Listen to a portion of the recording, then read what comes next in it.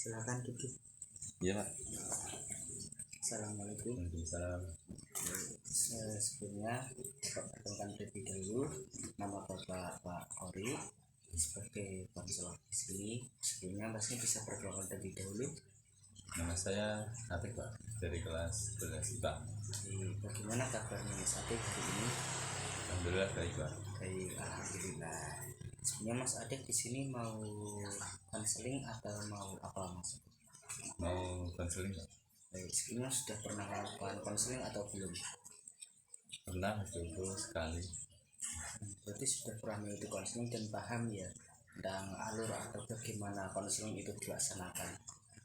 Ya kurang lebih paham Pak. Bapak tidak usah menjelaskan kembali ya, sudah cukup, sudah paham gitu. Iya. Baik, sebelumnya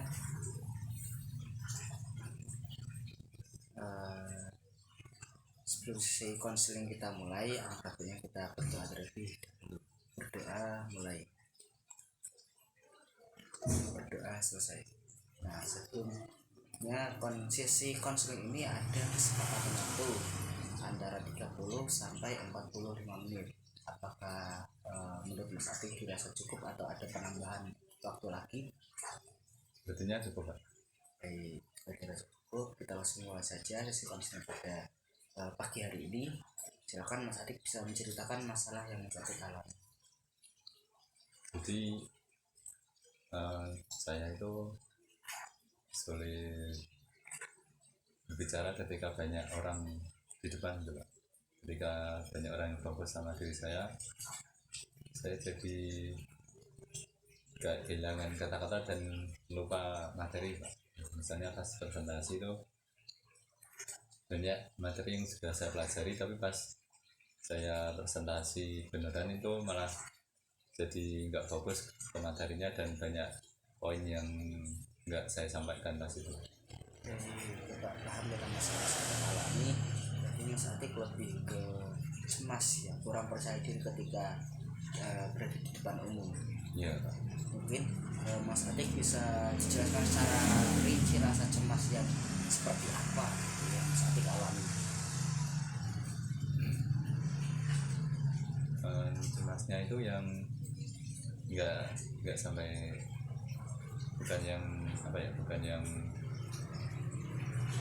betul gitu lah. Maksudnya kayak ya cemasnya cuman kayak matung gitu, jadi nggak bisa berkata apa-apa dan jadi kayak hening aja gitu Pak. Jadinya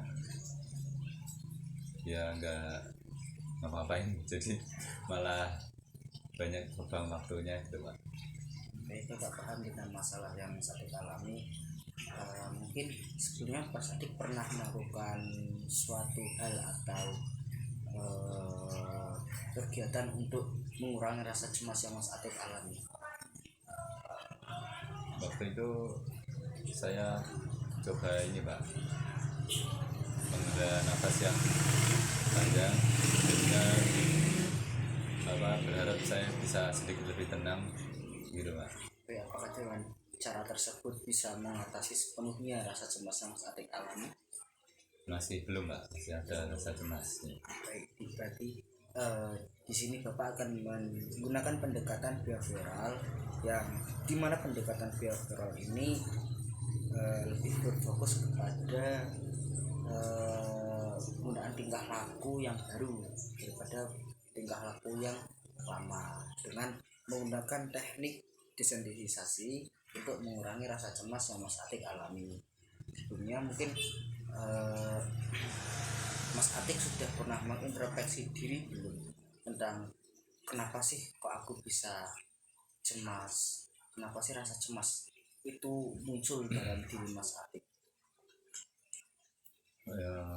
Kalau introspeksi belum kepikiran Pak. Belum. Mungkin sudah pernah kepikiran atau sudah pernah mempelajari kenapa rasa cemas itu muncul. Mungkin Mas Atik ada fobia atau ada trauma. Mungkin kalau fobia ya Pak, ketakutan, mungkin kayak takut kalau di depan kan sendirian kan, jadinya itu saya merasa kayak kayak dikelilingi banyak orang, jadinya kayak saya takut kalau banyak orang itu fokus sama saya sementara saya itu sendirian, jadinya saya jadi takut lah pokoknya, takut merasa sendirian gitu. Berarti mungkin Mas Atik bisa ketika di depan Mas Atik bisa melihat orang sebelumnya itu seperti tidak ada, mungkin menganggap bahwa orang-orang yang melihat Mas Atik itu sebagai patung. Jadi Mas Atik bisa bicara dengan leluasa, bisa mengutarakan kata-kata yang Mas Atik anggap selama ini menjadi hilang ketika di depan. Mungkin dengan cara-cara tersebut Mas Atik bisa mengurangi rasa cemas yang Mas Atik alami. Mungkin sekarang coba Mas Atik bayangkan terlebih dahulu ketika maju di depan umum dengan peserta atau penonton yang banyak. Coba Mas Atik ketika berbicara apakah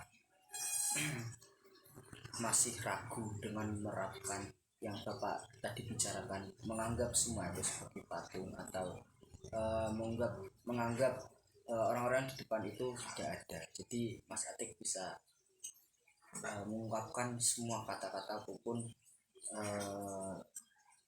tingkah laku yang Mas Atik inginkan ketika maju di depan.